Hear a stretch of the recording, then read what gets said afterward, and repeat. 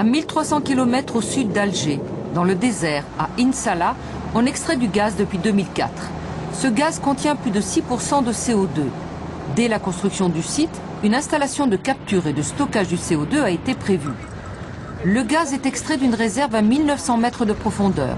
Le CO2 qu'il contient est ensuite séparé du gaz par un processus chimique. Puis il est réinjecté dans le sous-sol, dans la même couche. Au fur et à mesure de l'exploitation, il prendra la place du gaz extrait.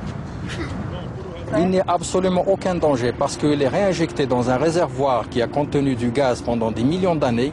Il n'y a absolument aucune raison pour qu'il ne contiendra pas le CO2 encore pendant des millions d'années.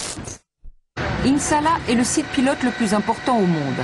L'Europe s'est fixé de mettre en place 12 grands démonstrateurs de stockage de CO2. Total en met un en route dans les Pyrénées. Une délégation française a visité ce week-end le site.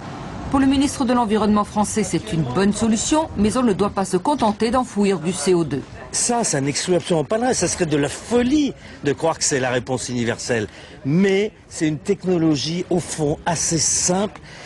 Une des réponses possibles à l'histoire du climat. Quant au coût d'une telle opération, il est relatif, nous disent les Algériens. Quand on fait un investissement de 1,7 milliard de dollars, je ne pense pas que 100 millions supplémentaires, qui représentent à peine 5%, soient réellement coûteux. Non. Une loi est en cours d'élaboration en Algérie.